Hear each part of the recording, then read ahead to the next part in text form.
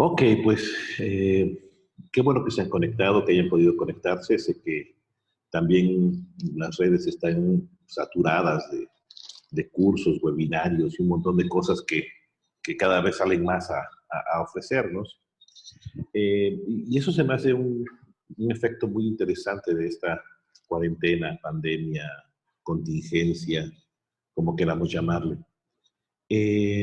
Hoy escogimos el tema de trauma porque es un tema bastante interesante y es un tema que es una de las cosas que me parece que de repente nos perdemos en la forma en que, pues en que al final de cuentas podemos trabajar o todas las cosas que podemos trabajar eh, con los círculos de paz, porque de repente los círculos de paz, los círculos, eh, va mucho más allá de una práctica que sea simplemente un modelo de diálogo, sino podemos trabajar muchísimas cosas en ellos. Y bueno, parte de la formación que por ahí con Laura hemos estado platicando ha sido también esta necesidad de trabajar un poco más a nivel de profundidad con los círculos. Y por eso voy a platicar un poquito sobre, bueno, el trauma y cómo a través de este modelo de círculos podemos trabajar dichos traumas.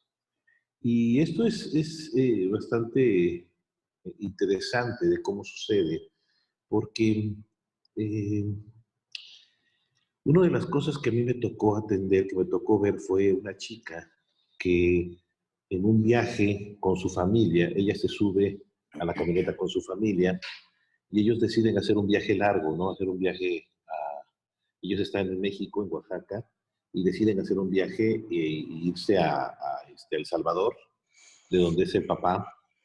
Deciden irse a El Salvador, se suben en la camioneta, empiezan a manejar de Oaxaca hacia el sur, y llegando a la sierra de Guatemala, un grupo los intercepta, detiene el coche, golpean al papá, iban las dos hermanas, el hermano, la mamá y el papá, los cinco. Al papá lo golpean y violan a la hermana, al hermano y a la mamá. Y esta chica, la que llega conmigo al consultorio, cuando la van a violar, ella les dice que está arreglando. Dice, estoy en mis días, estoy arreglando. Y lo que hacen inmediatamente los ofensores es que le dan un golpe en la cabeza y dicen, esta no sirve. Y la dejan y no la violan. Pero ella tiene que estar escuchando eh, cómo van violando a su mamá, a su hermana, a su hermano. Y ella dice que tenía una impotencia gigantesca de querer decirles, paren, ¿no? O sea, deténganse, o poder decirle a su hermana y a su mamá, digan que están arreglando, y ya no les van a hacer nada, ¿no? Cuando ella llegó conmigo fue una experiencia muy, muy, muy difícil, porque ella precisamente me decía, ¿qué podemos hacer desde la justicia restaurativa? ¿Qué podemos hacer desde cómo repararme este daño? Porque su papá y su mamá empiezan a partir de esa fecha a desarrollar un notado alcoholismo, empiezan a beber todos los días. Su hermana se involucra en una relación violenta. Ella queda señalada por parte de toda su familia como la malvada porque ella no la violaron. Entonces, aunque la familia no quiere hablarlo abiertamente, sí tiene un estigma sobre ella de que, bueno, ¿por qué ella se salvó, no? O sea, ¿cuál es esta diferencia de que ella se haya salvado?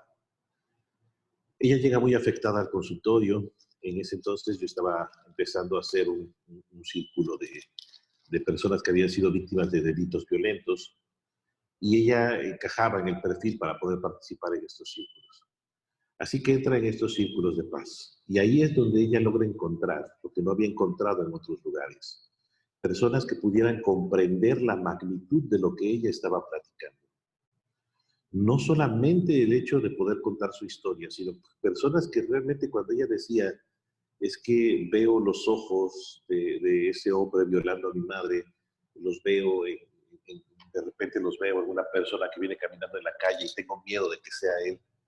De repente cuando otra mujer le dice, bueno, es que yo también me pasa lo mismo, entonces ella se sintió por fin normalizada, integrada en una situación donde lo que había sucedido a pesar de ser terrible, podía ser superado. Entonces los círculos de paz me dieron a mí toda la idea de que esto podía trabajarse no solamente, o mejor dicho, los círculos de paz no solamente se trabajan para solucionar conflictos, sino también podemos trabajar solamente con víctimas, como en este ejemplo, para que entre ellas aprendan a repararse el daño, para que ellas se acompañen, todas estas víctimas, a repararse los daños, a crecer juntas, a desarrollarse juntas. Y entonces, desde ese momento yo, una de las áreas que he estado desarrollando es el trabajo con víctimas a través de círculos de paz. Y el trabajo con víctimas es directamente sobre el trabajo del trauma. Sin embargo, al leer esta teoría que les voy a exponer en unos momentos sobre Caroline Joner, que integra los conceptos de Peter Levine y otros autores sobre el trauma, lo interesante es que también nos permite darnos cuenta de que podemos trabajar con ofensores desde el mismo paradigma del trauma. ¿Y cómo los círculos nos van a ayudar a trabajar esto? Eso es lo más importante. Los círculos no son solamente una forma de resolver conflictos o una forma de dialogar, sino podemos ir hasta esos lugares tan disruptivos, tan caóticos como los traumas. Así que, pues primero empecemos viendo la violencia como este acto terrible, como esta situación terrible que nos invade y que está presente siempre en nuestras vidas. Y la violencia está presente en nuestras vidas porque hay discursos dominantes sobre la violencia. Las ideas que tenemos sobre la violencia son impresionantes. Si se dan cuenta, nosotros estamos todo el tiempo justificando la violencia y decimos es que se vale pegarle a los niños, se vale defenderse de forma violenta, se vale ejercer este tipo de actos violentos, se vale ir trabajando este tipo de actos violentos. Perdón, no sé qué Sofía, salieron algunas líneas, pero no soy yo. No entiendo qué está sucediendo en la presentación. Bueno, entonces, ¿cómo son estas ideas que tenemos que nos permiten apoyar a la violencia? ¿Cuáles son esas ideas, esas narrativas que están en el mundo que nos permiten apoyar la violencia? Bueno, las ideas de que existen cosas normales, esta famosa normalidad, ¿sí? Lo normal es, y todo aquello que está fuera de la normalidad no es correcto, no está permitido, no es lo que debería ser. Y esto nos lleva a un problema bastante complejo, porque ¿quién define qué es lo normal? ¿Quién define esa famosa normalidad? De hecho, ahora estamos hablando en México de la nueva normalidad después de la pandemia, después de la contingencia. ¿Realmente habrá una nueva normalidad o a qué nos referimos con eso que es normal? Lo normal me parece que es un término muy complejo, muy fuerte, muy difícil de entenderlo y muy difícil de establecerlo. Pero generalmente lo que vamos a hacer cuando hacemos comunidades de normalidad es dividir y decir, estas personas, este grupo de personas que yo conozco, que se parecen a mí, son los y las normales. Y todo lo que salga de esto será normal. Así es como muchas veces dejamos fuera de la normalidad a personas homosexuales, dejamos fuera de la normalidad a personas lesbianas, dejamos fuera de la normalidad a todo lo intersexual que existe, dejamos fuera de la normalidad colores de piel, dejamos fuera de la normalidad gustos, formas, palabras, procedencias. Y si se dan cuenta de esto, entonces empezamos a tener una gran dificultad para definir la normalidad. ¿Qué es lo normal? Llega de repente una persona y me dices que tengo ideas de que asesino a una persona. ¿Es normal o no es normal? Porque el problema es ese, que si mis ideas me sacan de lo normal. Decía una chica, llega conmigo una chica con mucha culpa y dice es que tengo la fantasía de estar con dos hombres. ¿Es normal o no es normal? Otra vez, ¿no? ¿Cómo vamos definiendo lo normal? ¿Cómo vamos dejando fuera a las personas que no son normales? El tatuado, ¿normal o anormal? Antes era normal, ahora es normal. Ah, ok. Ahora sí entran los tatuados. No vénganse los tatuados y las tatuadas. Ya podemos ser parte de lo normal. Pero los que no están tatuados los aceptamos como normales o no. Cabello largo, cabello corto para hombres, bigotes, barbas. No sé cómo va a estar la situación por allá en España, pero en México se habla de que ya no se va a permitir que los hombres tengan barba y bigote por el regreso de la pandemia. Qué interesante, ¿no? ¿Cuál es la normalidad entonces? ¿Y quién la define? Pues la define cada etapa de desarrollo, cada contexto en el que vamos viviendo, va definiendo su propia normalidad. Así fue normal en alguna época del mundo quemar brujas, fue normal en alguna época del mundo quemar las heridas con aceite. Y la normalidad entonces no es solamente, la normalidad no es solamente, mejor dicho, la normalidad es solamente las ideas que tenemos con las que cortamos el mundo y decidimos qué está bien y qué está mal. Esa idea tan canija como qué es bueno y qué es malo. ¿Sí? Cuando nosotros empezamos y nos damos esa tarea de definir qué es lo bueno y qué es lo malo, empezamos con muchas complejidades. Porque de repente, entre más vivimos, más nos damos cuenta que no hay nada completamente bueno y no hay nada completamente malo. Y hay que aprender a caminar en el mundo sin estas certezas de lo totalmente bueno y lo totalmente malo. Porque podemos estar intentando hacer un proyecto muy hermoso y al mismo tiempo podemos estar lastimando. He conocido muchos proyectos, por ejemplo, que han intentado trabajar la violencia de género o la violencia doméstica, pero sin los conocimientos necesarios, lo que empiezan a pasar, lo que empiezan a hacer es que empiezan a lastimar a las víctimas de violencia doméstica. Y entonces, nuestro proyecto, por más pensado que esté, puede ser contraproducente. ¿Sí? Esas narrativas de lo bueno contra lo malo son complejísimas. Siempre vamos a tener que estar peleando contra ellas. Y son, de repente, de estas cosas que nos van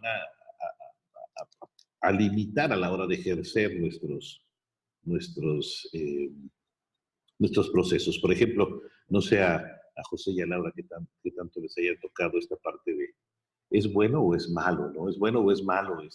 El proyecto que van a hacer ustedes aquí en la escuela es bueno o es malo, ¿me sirve o no me sirve? Como si cortar fuera tan sencillo, ¿no? O sea, como si decir, sí, sí es bueno y te garantizo que es 100% bueno, entonces vas a estar conmigo. Y esto lo ha utilizado la mercadotecnia de una forma impresionante, ¿no? Nos dicen esto es completamente bueno o esto es completamente malo. Y así hemos tomado agua ionizada y cloro y bueno, no sé cuántas cosas nos han dado para poder estar mejor. Eh, ay Dios, ¿qué estoy diciendo?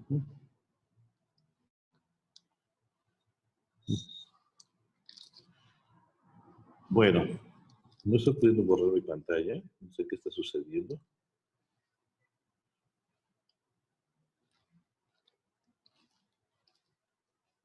Bueno, ahorita veo cómo lo estoy haciendo. Entonces, nosotros, ¿qué vamos a entender cuando hablamos de un trauma? ¿Qué vamos a entender que sucede cuando hay un trauma?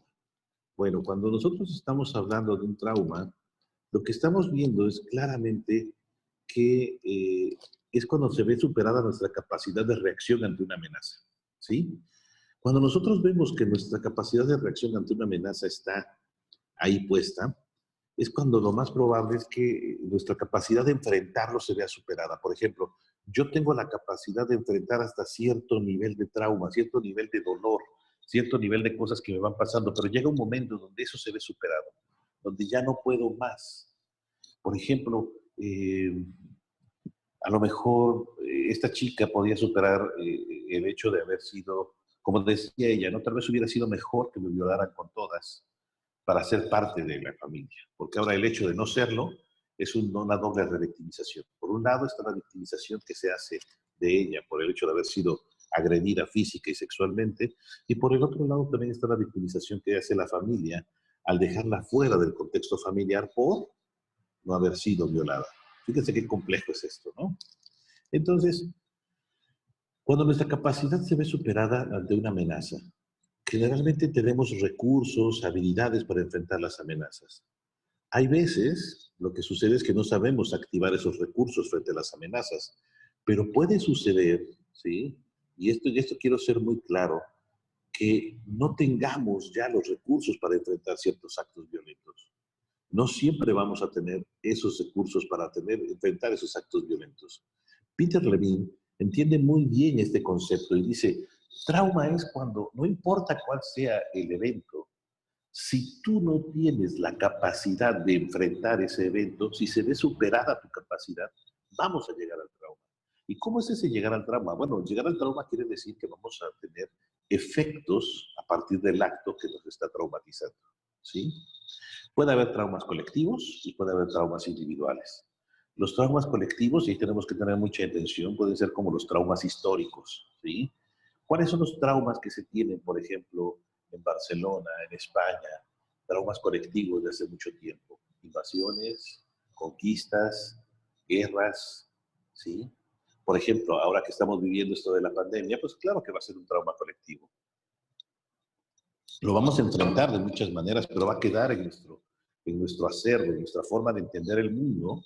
Ahora hay una pandemia, ahora hay una cuarentena y una forma diferente de reaccionar ante ella. Por ejemplo, en México, en Oaxaca, que estamos muy acostumbrados a los temblores, tenemos toda una cultura para entender los temblores. Sabemos reaccionar a los temblores. Lo hemos incorporado en nuestra forma de ser como un trauma colectivo, porque no es la primera vez que nos tiembla muy seguido. Y por lo tanto hay que aprender a reaccionar a esos temblores. Y también existen los traumas individuales, cuando los eventos nos pasan solamente una persona, un evento único o una serie de eventos acumulados. En los traumas individuales podemos ver más este esquema, que puede haber un evento traumático único o una sumatoria de diferentes eventos que van dejando y superando nuestra capacidad de reacción. Como ese vaso que vamos llenando y que sabemos que se puede desbordar en cualquier momento.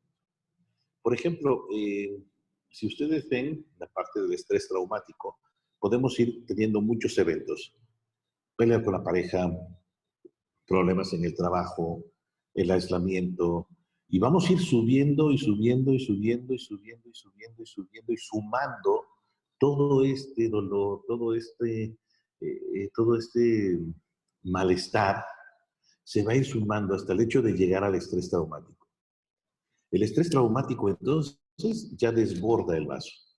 Y hay veces el estrés traumático puede venir de algo como una pelea, como un insulto, como no tiene que ser un evento tan caótico. Pero ya venimos tan lastimados, ya venimos tan lastimadas, que cualquier cosa nos puede desbordar. Del otro lado, por ejemplo, vamos a encontrar el evento traumático. Un evento único, tan fuerte, que nos causa un trauma. ¿Sí? Un evento tan único y tan fuerte que llega a lastimarlos de esa manera. Por ejemplo, eh,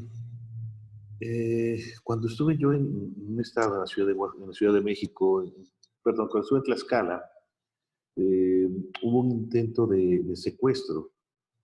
Ese es un evento tan grande que realmente me rompe la idea de lo que yo puedo hacer.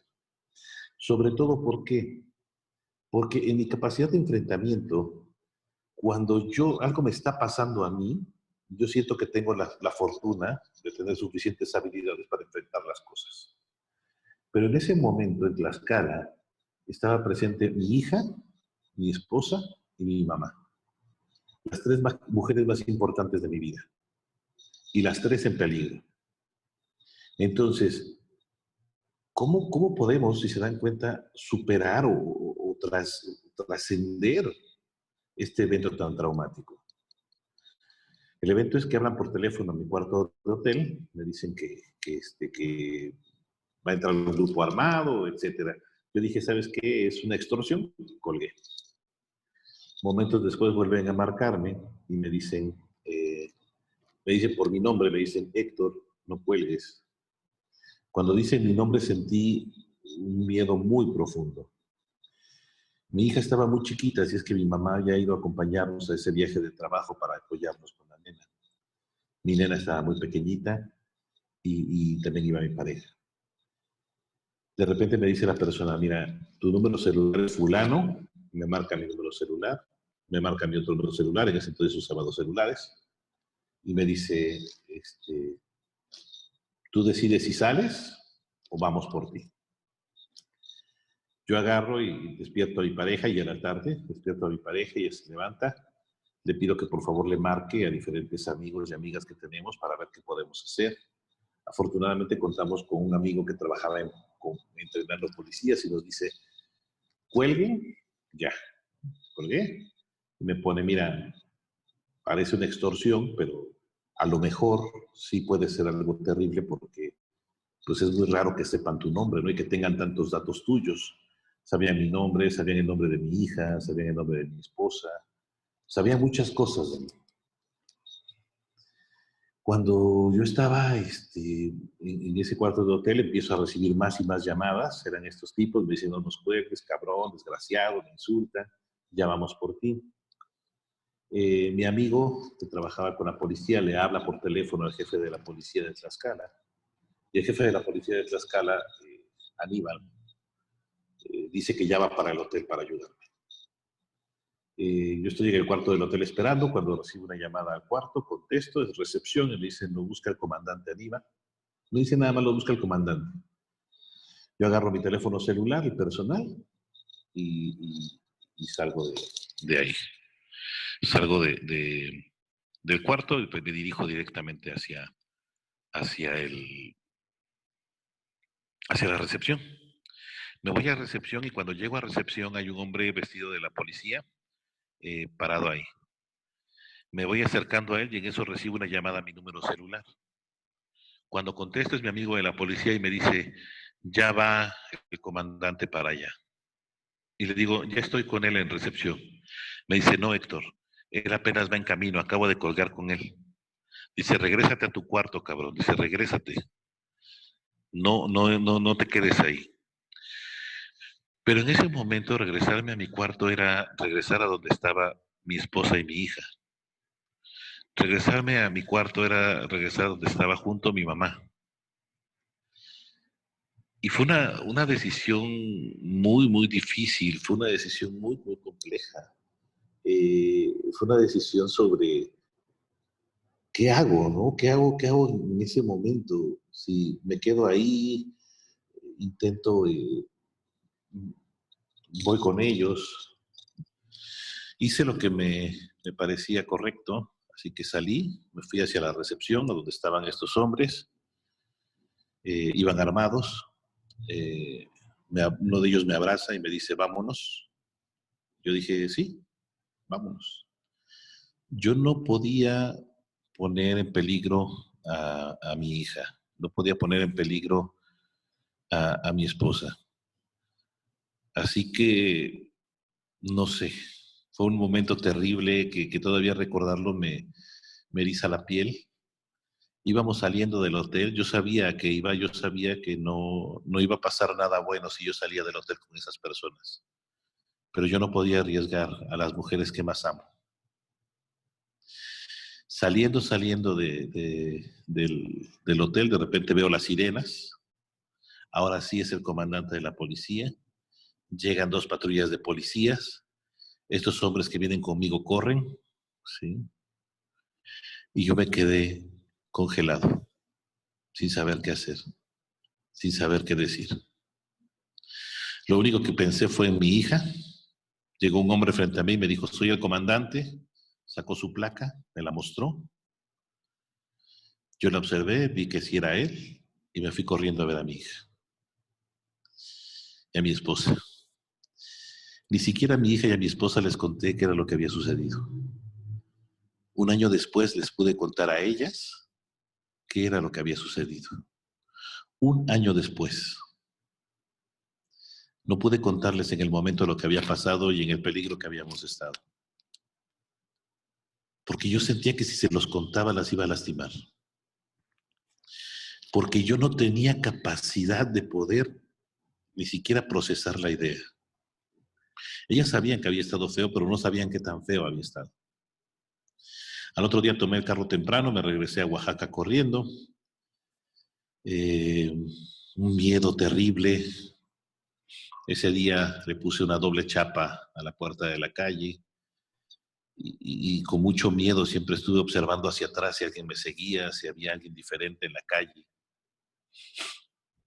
Fue mucho miedo, mucho dolor, porque en mi capacidad de enfrentar las cosas, si yo supiera que me va a suceder algo a mí, no tengo tantos problemas como pensar que pudieran atacar a las mujeres que amo.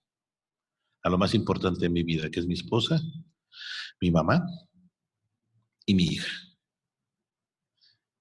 Ahí es donde vemos cómo este evento supera todo lo que yo tenía. Ya no había forma de que yo reaccionara. Ese es el trauma. Y nos deja efectos traumáticos, nos deja muchísimos efectos, porque no nos afecta solamente en el área individual, sino a nivel relacional nos afecta. A nivel estructural y comunitario, el trauma afecta. A nivel simbólico, el trauma afecta. A nivel individual, porque el dolor que yo sentí de pensar que podía pasarme algo a mí, o que podía pasarle algo a mi pareja, fue terrible. Pero el dolor que yo sentí eh, eh, todavía es más complejo porque a nivel relacional, el miedo que me dio a mí empezar a compartir con los grupos, con los círculos, mis experiencias, porque decía, ¿de dónde me puso a mí esto en peligro? ¿Cómo es que yo llegué a ser un sujeto susceptible de ser secuestrado si yo digo, no tengo cantidades de dinero absurdo? No soy secuestrable, digamos, pues, o sea, no tengo mucho dinero, no tengo un puesto en el gobierno, no manejo grupos, no estoy en la política. ¿Qué fue lo que sucedió entonces? Asimismo, y fue muy difícil entenderlo, a nivel comunitario, yo ya no quería regresar a Tlaxcala. Para mí, Tlaxcala era un lugar donde las cosas malas ocurrían. Y ojo, Tlaxcala es de los estados más pacíficos que existen en México. Entonces había una cuestión ahí muy contradictoria en mí. Y a nivel simbólico, ¿no? ¿Qué pasa con las instituciones, con la creencia en que la justicia existe, con mis propias creencias sobre la justicia restaurativa, los procesos de diálogo? Alguien me preguntó alguna vez, oye, ¿y dialogarías con esas personas que te quisieron secuestrar? O sea, ¿serías capaz de sentarte con ellas a hablar, sabiendo que te querían lastimar, sabiendo que lo que te querían hacer? Híjole, qué difícil, ¿verdad? Ya no es cualquier cosa. Ya no lo tenemos que hablar desde la teoría, sino estamos hablando desde nosotros, desde nosotras. Desde mi historia, soy capaz de poder ir más allá de lo que me sucedió. Soy capaz de poder conocer la historia de la persona que me lastimó. Porque suena muy padre cuando lo decimos en teoría. En práctica es más difícil.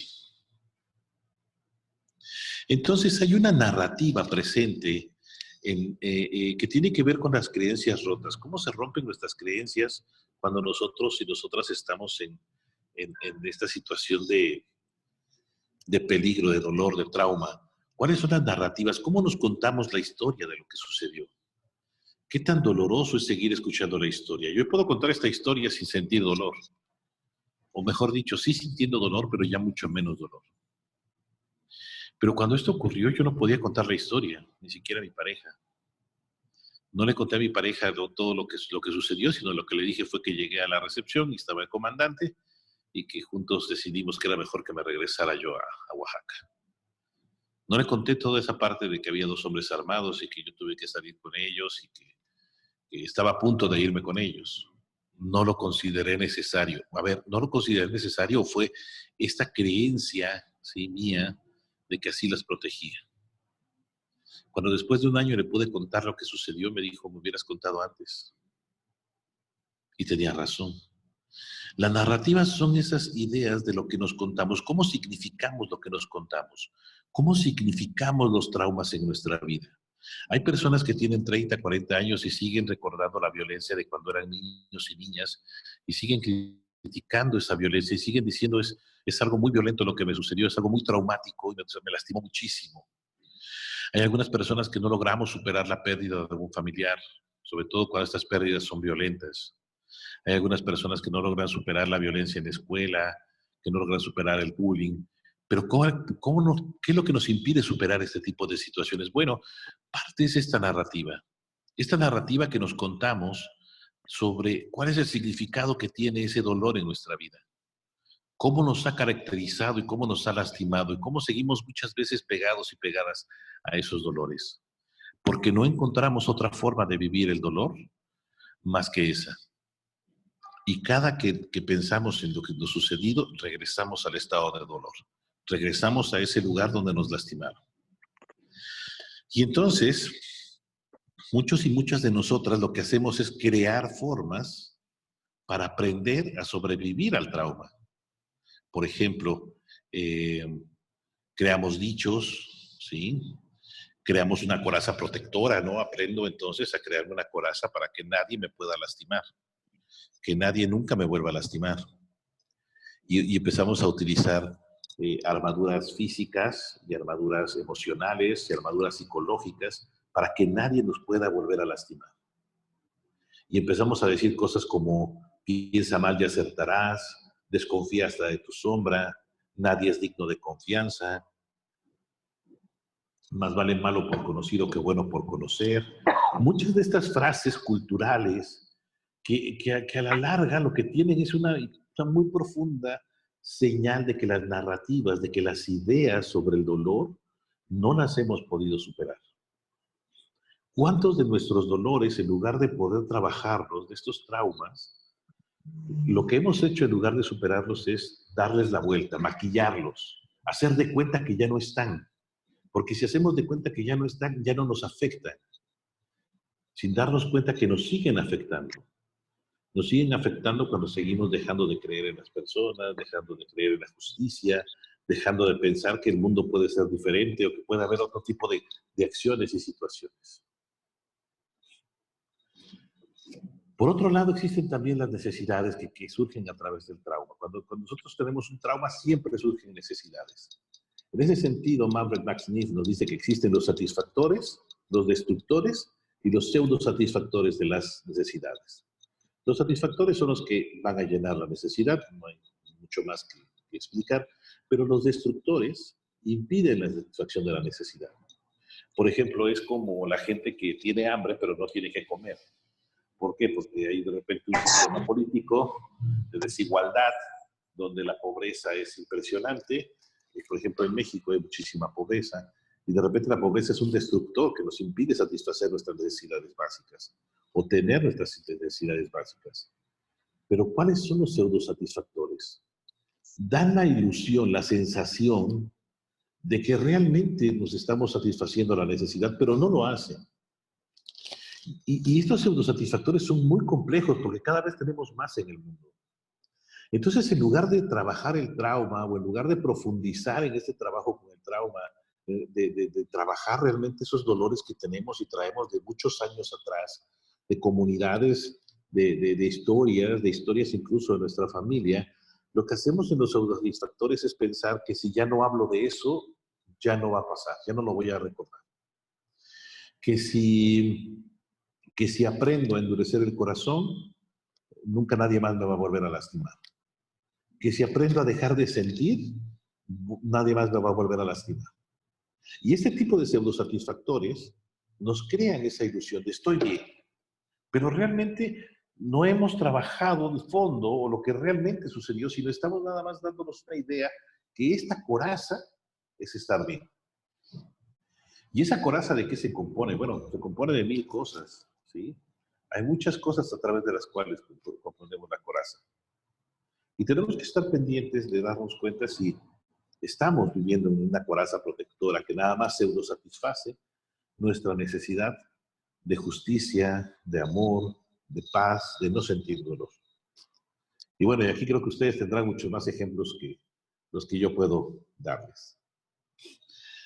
Esto no sucede porque generalmente las culturas valoran muy poco la vulnerabilidad emocional. Generalmente nadie valora la vulnerabilidad, nadie quiere ser vulnerable, nadie quiere sentirse vulnerable. Pero, pero podemos ver claramente que la cultura no valora la vulnerabilidad emocional. ¿Por qué? Pues primero porque existe estas cosas como el pensamiento positivo. Ojo, no estoy diciendo que tengamos que verlo todo en negativo, pero de repente cosas como la ley de atracción o el pensamiento positivo que van en un absurdo de positividad hacen mucho daño, porque no nos permiten sentirnos vulnerables, porque nos hacen pensar que si no puedo pensar de forma positiva, el que está mal soy yo. A ver, yo, Héctor Valle, estoy mal por no poder pensar de forma positiva el hecho de que me iban a secuestrar. Entonces, el que está mal soy yo, ¿verdad? Héctor Valle está mal porque no puede agarrar y darse cuenta de que hay algo positivo en todo esto que ocurrió. Vamos, sí, puedo tener aprendizajes, pero algo positivo en lo que pasó, me parece hasta peligroso y hay veces insultante, porque sería ir en contra de lo que yo estoy sintiendo. Sucede lo mismo con la ley de atracción, ¿no? Si tienes buenos pensamientos, si piensas en abundancia, vas a traer abundancia. Eh, Ojalá fuera tan sencillo, ¿no?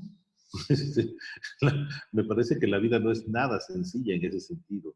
Los motivadores, ¿no? Que nos dicen, yo recuerdo mucho un caso que tuve en Oaxaca de un hombre que llegó después de ir a una conferencia motivacional, llega a psicoterapia conmigo y me dice que se estaba acabando el tiempo y el motivador lo sube al escenario y le dice, tú puedes.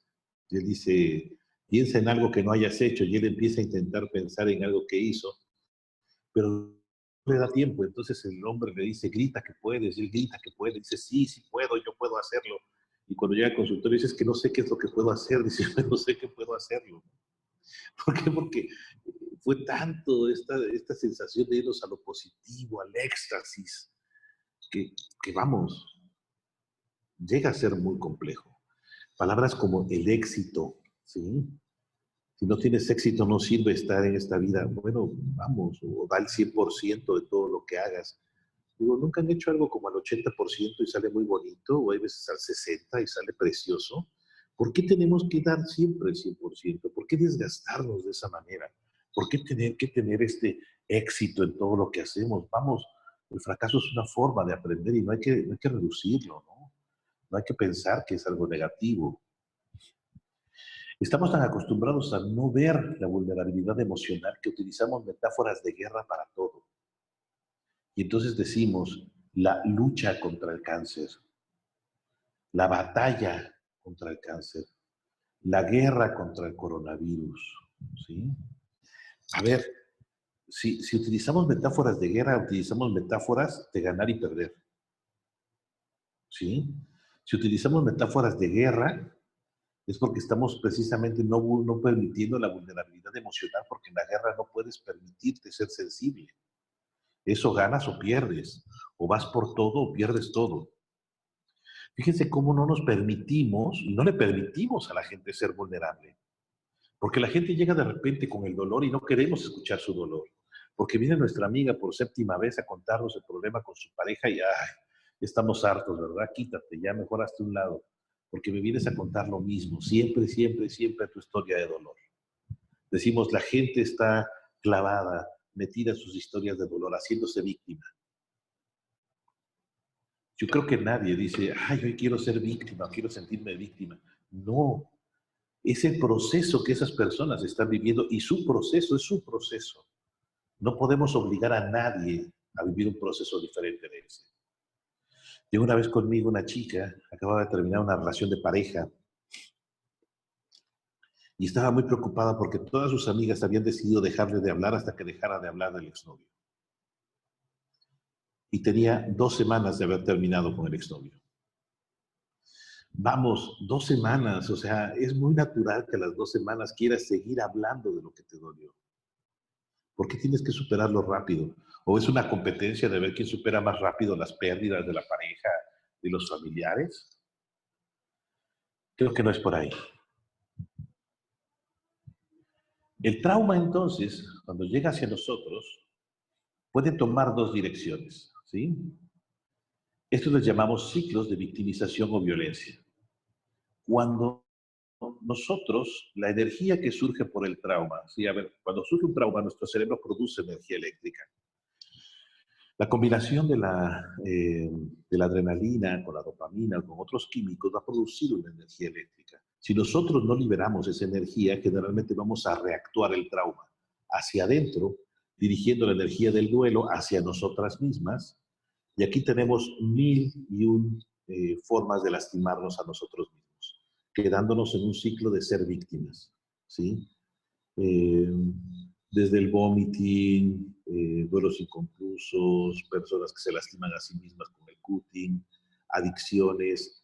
¿Cuántas de las cosas de los traumas los reactuamos hacia adentro haciéndonos daño, manteniéndonos en el estado de víctimas?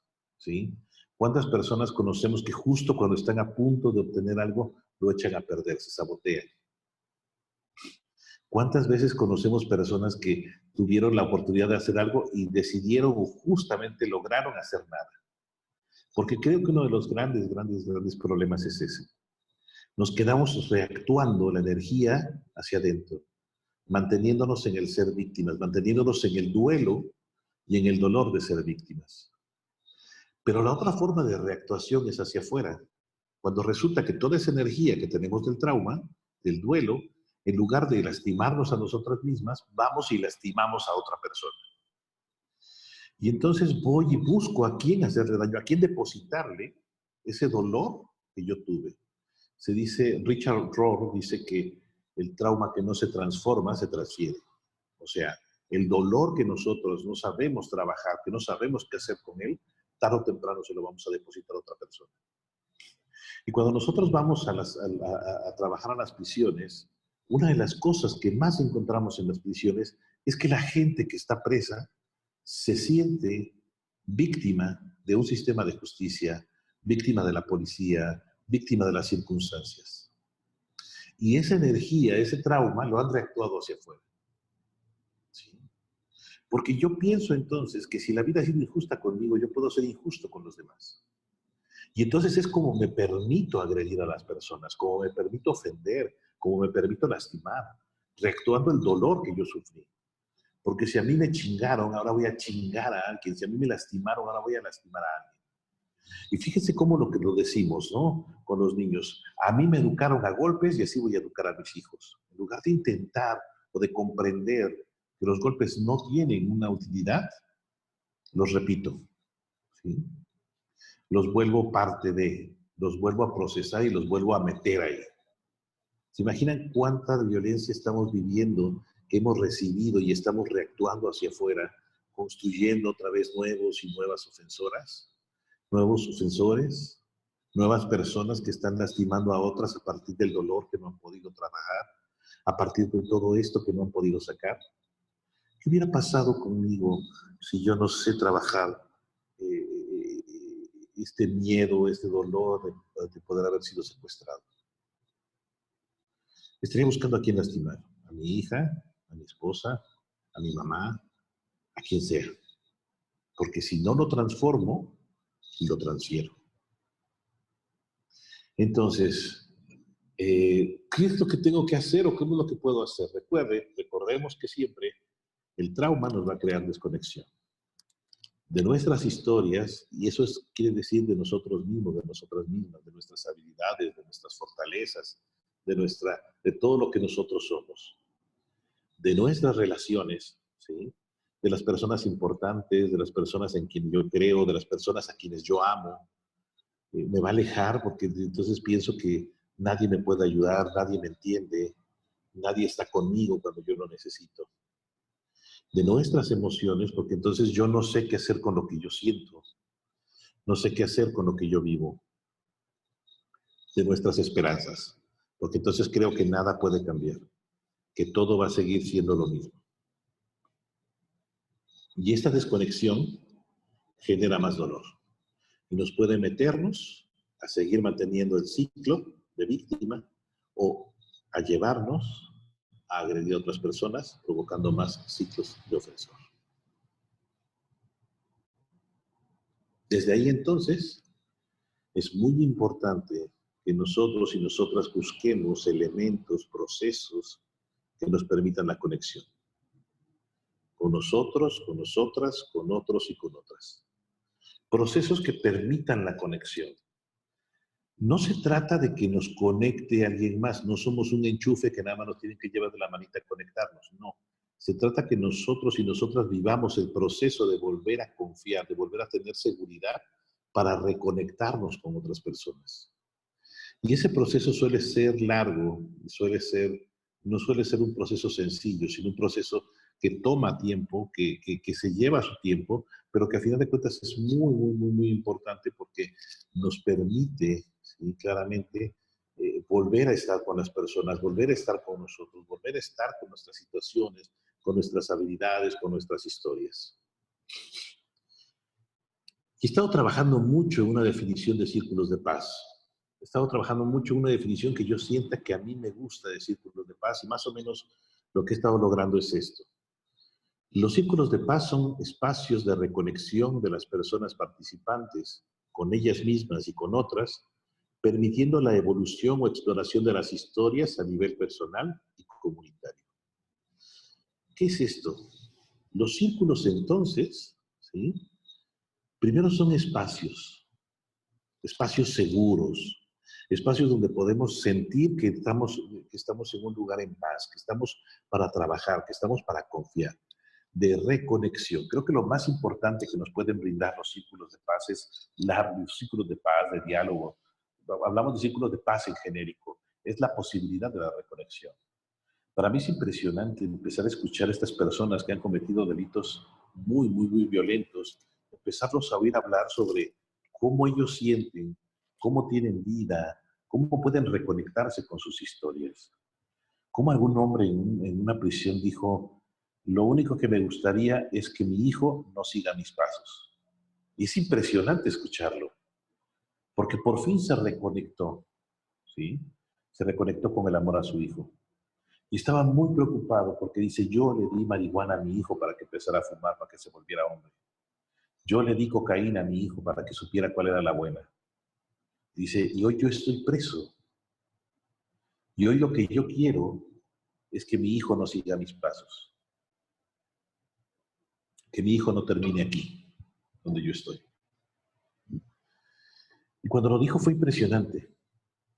Pero cuando le pedí que lo escribiera y se lo escribiera a su hijo fue impresionante. Cuando nos leyó a todos los participantes del círculo la carta, casi todos estuvimos a punto de llorar.